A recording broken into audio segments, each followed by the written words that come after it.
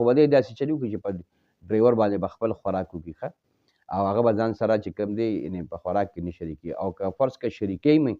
نو د هغه واده یا د هغه خوراک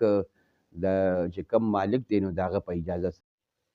اعوذ بالله من الشیطان الرجیم بسم الله الرحمن الرحیم دا یو مسله ده چا تپوس هم کړی د چونکې د ودونو او د دعوتونو موسم دی دستاربندۍ دي اکثر ځایونو کې او ودونه یې خلک ځي مطلب دا دی ودونو لا شادي هادونو نو آیا یو سړي ته دعوت نه دی ورکړی شوی او هغه لاړ شي په خپل طرف نه او په دعوت کې په واده کې یا مطلب په یو بل پروګرام کې هغې کې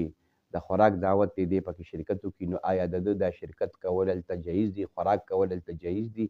او که نه دي جایز نو دا مسله یاده ساتئ چې دعوت قبلول دا واجب دي خو چې یو سړي ته دعوت نی ورکړی شوی نو هغه ځای ته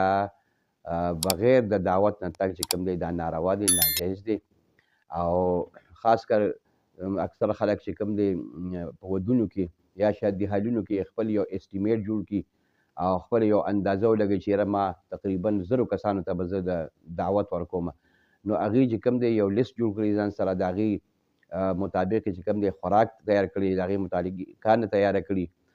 نو تقریبا هغې داسې اندازه اخیستي نو یو کس ته د کور ویلي نو د کور نه چې کوم کس ځي نو هغه ګوره بعضې وخت داسې وکړي ځان سره دویم کس بوځي یا یو کس ځان سره ډرایور بوځي نو آیا د دې ډرایور چې ده ته دعوت نه دی ورکړی شوی نو د ده په دعوت کې شرکت څنګه دی نو علما لیکي چې د ده شرکت په هغې کې ناجایز دی چې چا ته دعوت ورکړی شوی یا خو به دی داسې چل وکړي چې په ډرایور باندې به خپل خوراک وکړي ښه او هغه به ځان سره چې کوم دی یعنې په خوراک کې نه شریکي او که فرض که شریکوي نو د هغه واده یا د هغه خوراک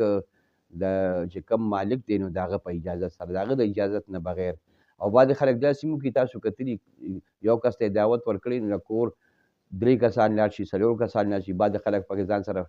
ماشومان هم د ګوتې نه ونیسي نو مطلب دا پوره ټیبل هغې ونیسي ترې نو دا بالکل ناجایزه ده ځکه چې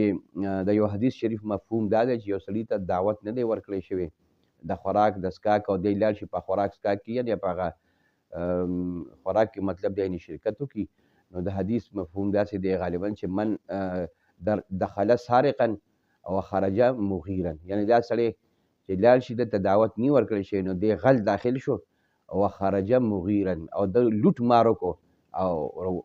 راووتو یعنې خوراک څښاک دا د دپاره یو قسم لوټ مار دی دته یې ویلي نه دي بل بعضې وخت تاسو کتلي وي دا داسې کسان چې لاړ شي بغیر د دعوت نه دا هغه کور مالک دپاره یا هغه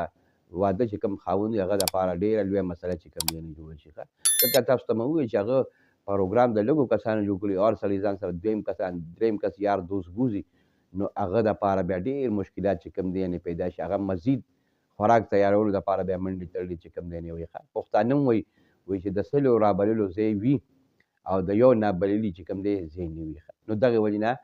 داسې دعوتونه تګ نه دی پکار چې تا ته دعوت نه دی ورکړی نو خپل ځان هم په ګناه کې مه راوله او دغه رنګې چې کوم دی هغه مالک یا د هغه دعوت والا خاوند هغې دپاره هم مسلې مه پیدا کوه دا زموږ د دین او د شریعت چې کوم دی تعلیمات دي